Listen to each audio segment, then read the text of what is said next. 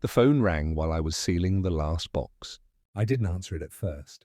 I watched the tape stretch tight, heard the clean rip, felt how calm my hands were. Then it rang again. Her mother's name lit up the screen. Confused.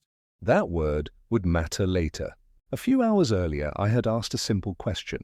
Why wasn't I invited to her birthday party? She didn't hesitate. That's what hurt most. My family thinks you're lesser than my ex, she said. I don't want awkwardness. Lesser. She said it gently. Like she was sparing me. Like she hadn't just measured my worth against a ghost and found me lacking. I nodded. I smiled. I said, understood, and I dropped it.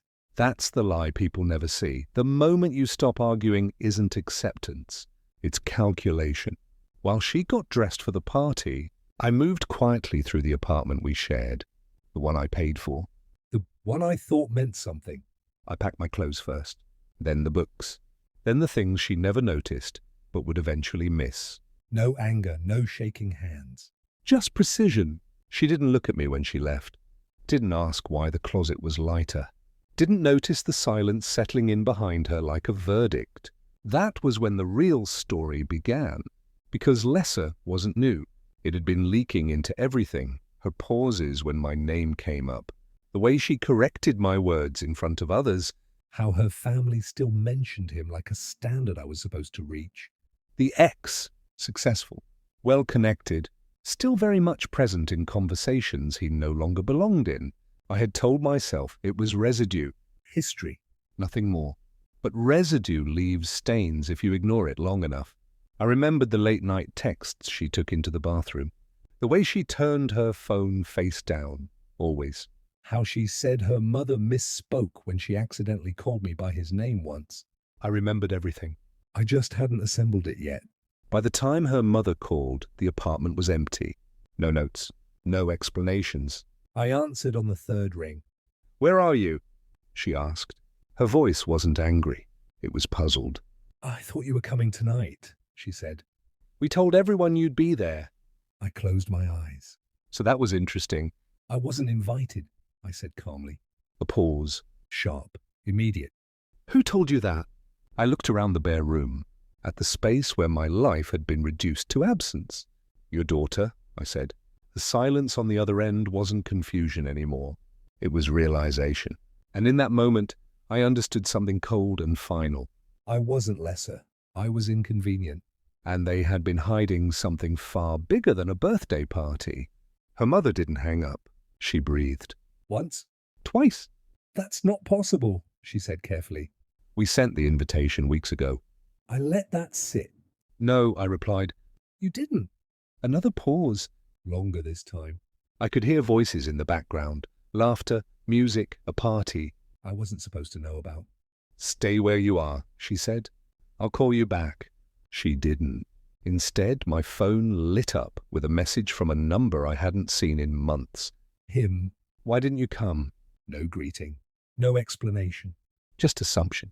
That was the moment everything aligned. I opened the shared cloud account she forgot was still logged in on my laptop. Not to snoop. To confirm. Photos. Recent. Too recent. Dinner plates I recognized. Places she said she went alone. Her smile different. Less restrained. Like she had stepped back into a version of herself she thought I didn't deserve to see. And then the calendar. Her birthday dinner wasn't just family. It was a reunion. I didn't confront her. I didn't need to. I sent one email. To her mother, to her father, to her sister. Attached, screenshots, dates, messages. Nothing dramatic. No commentary. Just facts. Cold ones. When she called me, finally, her voice was shaking. You embarrassed me, she said. I smiled for the first time all day. You erased me, I corrected. I just made it visible, she cried.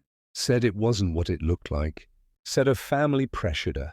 Said I should have fought harder. That was the most honest thing she said all night. I had been fighting. I just stopped doing it out loud. Her mother called again near midnight. No confusion this time? Just shame. Why, we didn't know, she said. I did, I replied. And now you do too. I ended the call before apologies could form.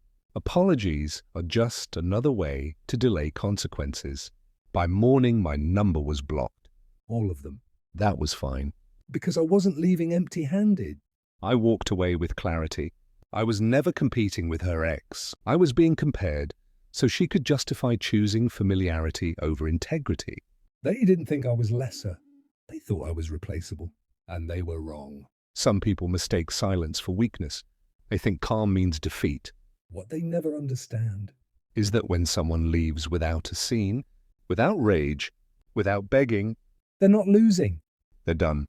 And being done is the most devastating thing you can do to someone who never thought you had the power to walk away.